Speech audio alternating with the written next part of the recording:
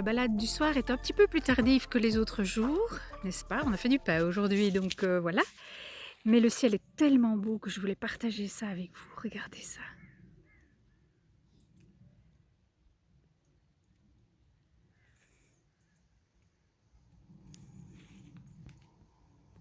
Et là, au loin, vous pouvez voir les Pyrénées.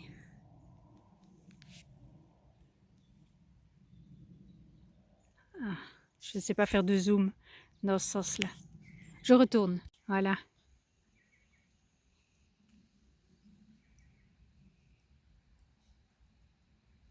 Elles sont dans les nuages, mais on peut distinguer la limite entre les montagnes et les nuages.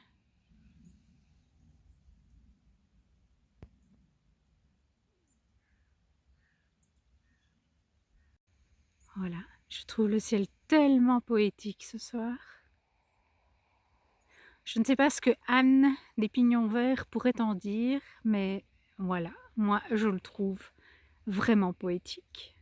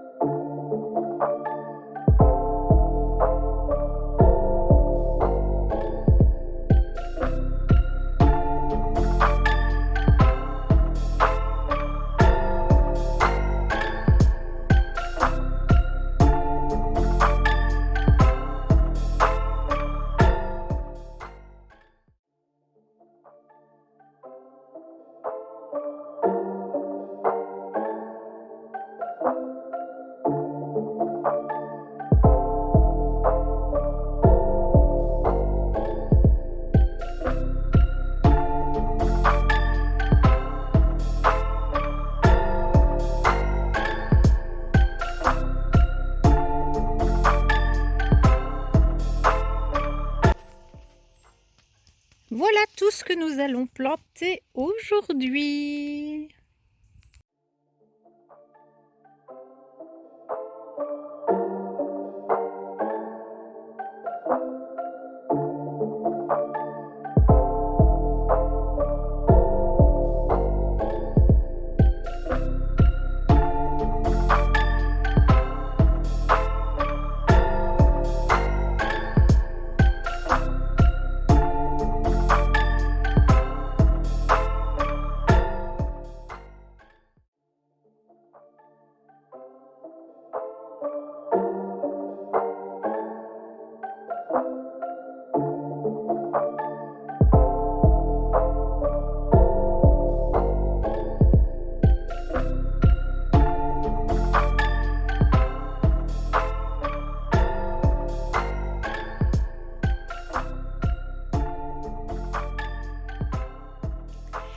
Hello! Eh bien, je suis ravie de vous retrouver en ce mardi 18 octobre 2022 pour un nouvel épisode de vlog. Il fait très beau aujourd'hui. On sent quand même qu'on est en automne parce que les matins et les soirées sont beaucoup plus fraîches, plus frais. Mais franchement, en milieu de journée, on a... je pense qu'aujourd'hui, on nous annonce 29. Et donc voilà, c'est un peu compliqué de s'habiller. Le matin, je mets un pull. À 11 h, je dois l'enlever. Enfin voilà, c'est... alors, je reçois un appel. J'ai oublié de me mettre en mode avion. Bref, je vous ai mis en début de vidéo les images que j'ai filmées de notre travail au jardin. Voilà, et donc tous les bulbes sont plantés. Et voilà, on attend le printemps maintenant. Sinon, j'ai plein de choses à vous dire de nouveau. Une question m'a été posée dans les commentaires par rapport au calendrier de l'Avent que je fais pour ma famille. On me demandait si je faisais tous les cadeaux faits main. Alors, j'ai un petit cheveu qui m'embête. 2 secondes, parce qu'il m'embête vraiment. Vais-je y arriver? Peut-être. Voilà. Donc, pour vous expliquer comment je procède. C'est important pour moi de revenir quelques années en arrière, lorsque notre petit dernier a eu 10-12 ans et que clairement la légende du Père Noël était rendue à sa légende, à son état de légende. Nous en avons beaucoup discuté, lui et moi, parce que euh, il était très embêté, je pense, que le Père Noël n'existe pas. Et je lui ai expliqué que moi, je savais depuis très longtemps que le Père Noël n'existait pas, mais néanmoins, je continuais d'y croire. Et je pense que ce concept-là l'a interpellé. Et, euh, et depuis lors, eh bien, je leur ai demandé à tous, donc j'ai 4 enfants, je leur ai demandé à tous quand ils souhaitaient faire un cadeau, de le fabriquer eux-mêmes. Et donc depuis lors, donc maintenant ça fait 7 ou 8 ans je pense, depuis lors, nous faisons l'essentiel de nos cadeaux nous-mêmes. C'est plus dur pour certains que pour d'autres. Voilà, c'est un petit peu dur pour mon mari, je pense, notamment. Mais voilà, je le soutiens en lui faisant des suggestions chaque année. Et donc, il s'y tient. C'est aussi important pour moi parce que c'est une façon de valoriser euh, les talents de chacun. Voilà. Et je pense que pour les enfants, c'est important enfin, qu'ils sentent que leurs talents sont valorisés. Donc voilà. L'année dernière, nous avons reçu des dessins, des chansons. Enfin voilà, c'est euh, c'est c'est super chouette. Voilà, je trouve que c'est vraiment très chouette. Et alors, ce qui est très gai aussi, c'est que les amoureuses des 2 plus jeunes euh, sont entrées dans le jeu et adorent ça aussi. Et donc, voilà, c'est vraiment très chouette. Alors, mes 2 aînés ne vivent plus avec nous. Bon, il y en a un qui vit ici dans le sud de la France, euh, mais quand même à quelques kilomètres, ouais, pas loin de 200 kilomètres. Notre fille vit entre la Belgique et le Mexique, mais finalement, elle est quand même très souvent au Mexique à la période des fêtes. Ce qui fait que cette année, nous sommes lancés dans un calendrier de l'Avent. Donc c'est la 2e année qu'on fait un calendrier de l'Avent. Et cette année, on fait un calendrier de l'Avent pour les 2 plus jeunes et pour leurs amoureuses. Euh, et, et puis mon mari en fait un pour moi et moi j'en fais un pour lui. Bon, voilà. Donc le cadre étant posé, j'essaie de faire un maximum de choses moi-même. Donc j'ai des tricots pour tout le monde. J'ai des cousettes pour mes fils et mon mari. Oh là là, c'est embêtant. Voilà, je l'ai eu. J'ai des cousettes pour mes fils et mon mari et donc bah voilà, je fais quand même des choses qui sont assez simples. Enfin oui, moi je trouve simple, des t-shirts, des... en couture, je fais des t-shirts, je leur fais des sarouels, je leur fais des caleçons et des boxers, en fonction de ce qu'ils préfèrent. En tricot, je fais des chaussettes, des mitaines, des gants, des bonnets, des cols, des écharpes, voilà, ce genre de choses. Et, euh, et voilà, et donc bah après, bah oui, un caleçon ça fait un cadeau, un boxer ça fait un cadeau, j'en fais 4, 5, ça dépend un petit peu, un t-shirt c'est un cadeau. Donc voilà, finalement, tout mis bout à bout. Je ne dis pas que j'arrive à faire l'intégralité des cadeaux, hein, loin de là, non, non. On achète des livres aussi, enfin bon voilà. Mais on a pris l'habitude de leur faire, enfin, ça fait plusieurs années en fait qu'on ne fait pas vraiment de cadeaux d'anniversaire. D'autant plus que les 2 plus jeunes ont leur anniversaire en décembre, donc forcément, ben, voilà, l'anniversaire tombe au milieu du calendrier de l'Avent. Donc voilà, et l'année dernière c'était la première fois. Oui, je leur avais fait aussi à chacun un amigurumi. Voilà, l'année dernière c'était la première fois qu'ils avaient vraiment un calendrier de l'Avent. Donc les cadeaux de Noël faits main, ça fait des années. Mais en général, on se faisait un cadeau chacun pour Noël. L'année dernière, c'était la première fois que qu'on faisait un calendrier de l'Avent. Et les deux plus jeunes, ils ont vraiment adoré, adoré, adoré. Et leur enthousiasme m'a fait énormément plaisir. Et donc, j'ai vraiment eu très, très envie de recommencer cette année pour eux. Donc, voilà. Je ne sais pas exactement combien de cadeaux j'aurai, d'autant plus que famille élargie imposant les choses, cette année nous fêterons Noël le 28 décembre et je pense que nous allons prendre cette habitude-là de manière à permettre à nos belles filles d'être présentes sans qu'elles aient le sentiment de brimer leur famille. Voilà, donc nous fêterons Noël ensemble le 28 et donc voilà, il faut aller jusqu'au 28 quand même avec les cadeaux parce que c'est quand même gai d'aller jusqu'à la fête de Noël, voilà. Donc voilà, concernant les calendriers de l'Avent. Hier soir, j'écoutais le dernier épisode de Bobine et Pelote où justement elle parlait notamment de la pression qu'elle se met par rapport au calendrier de l'Avent, parce qu'elle, en plus, elle fait des calendriers de l'Avent pour au-delà de sa petite cellule familiale. Et donc, elle expliquait qu'elle se mettait vraiment beaucoup de pression et que c'était pas l'idéal quand même.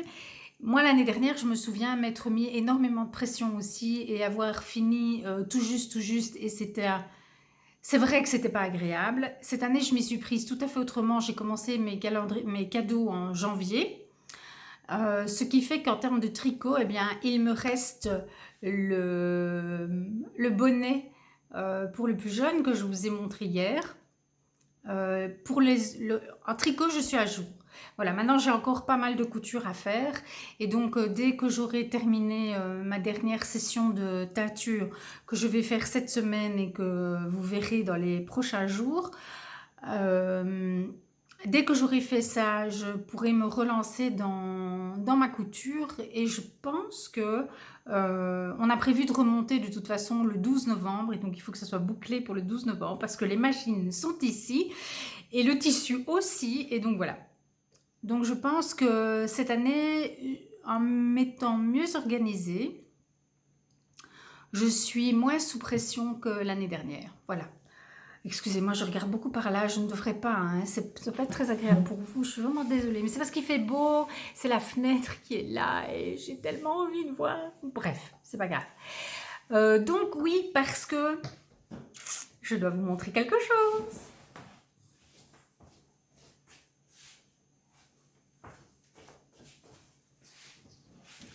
Le pull de Chérie, qui va bien sûr rentrer dans son calendrier de l'Avent, est fini. Voilà, regardez ça, je l'ai terminé hier. Voilà, ouais, j'ai encore plein de fils à rentrer, hein, mais voilà, c'est pas grave. Je vais le bloquer, je pense, avant de rentrer tous les fils. Je ferai ça après. Voilà, il y en a trop, en fait, j'ai envie de le bloquer. Parce que j'ai envie qu'il puisse l'essayer tout fini, tout bloqué, qu'on puisse vraiment se rendre compte. Il l'a essayé hier, il lui va bien. Voilà, pas de souci. Il faut juste espérer qu'il ne s'élargisse pas trop. J'ai déjà tricoté ce fil et je sais que c'est vraiment un souci. Donc voilà, il est bien fité pour le moment. Donc il peut s'élargir un peu. Mais voilà, pas trop quand même. Alors, je vais vous parler du fil et tout ça. Je prends mes pelotes.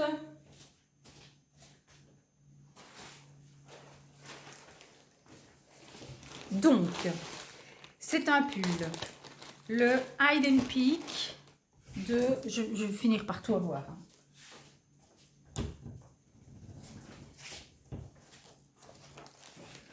Alors,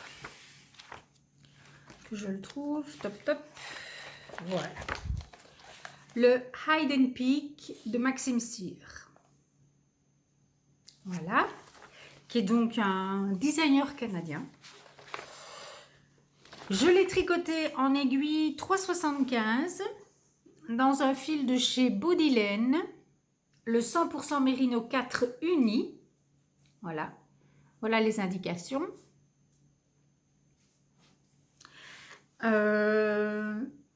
j'avais 4 coloris, mais évidemment, je n'ai plus les étiquettes sous la main de toutes les couleurs. Mais c'était, voilà. Ça, c'est la couleur bleu ciel. Ça, c'est la couleur vieux rose. Ça, c'est la couleur... Je ne sais plus si c'est jaune ou moutarde. Je crois que c'est jaune, mais je ne suis pas sûre.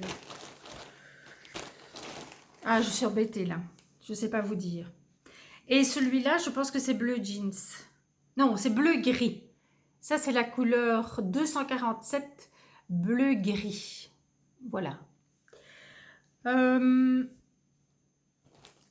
J'ai recommencé le début, vous vous souvenez, j'en ai parlé dans un vlog, parce que j'avais fait comme, en suivant les instructions, j'avais commencé l'encolure avec la couleur principale. Cependant, je trouvais que le mélange rose et bleu-gris comme ça, je trouvais que c'était très tranché, pas très joli. Donc, j'ai défait en fait tout ceci et je l'ai refait après avoir fini le jacquard. Voilà, pour mélanger plutôt le bleu ciel et le rose, je trouvais ça plus joli. Mon jacquard n'est pas parfait, j'en ai déjà parlé à cause de la tension de mon fil. Néanmoins, il est très souple, donc voilà, ça je sais que ça ne devrait pas poser de problème. Pour rappel, je vous montre l'envers. Je tisse les fils. Voilà. Et donc, ça veut dire que j'emmène les fils à chaque maille. Voilà. Je suis très contente. Ça a été quand même vite, hein, finalement, puisque quand j'ai commencé le Vlogtober, j'ai enlevé les anneaux marqueurs, évidemment. Mais j'étais un peu avant de la séparation des manches des corps ou juste après. Voilà. Donc, depuis le début du mois, j'ai fini tout le corps. Donc, j'ai fait toute la partie sous les emmanchures. J'ai fait les 2 manches. Donc, voilà, ça va quand même assez vite. D'autant que j'ai quand même moins de temps de tricot depuis que je fais Vlogtober, parce que l'air de rien, filmer et monter, ça prend un peu de temps. Donc voilà pour mon premier tricot terminé ce mois-ci. Je suis ravie. Voilà, il l'aime beaucoup. Ça me fait très plaisir. Et donc c'est une bonne chose de terminer.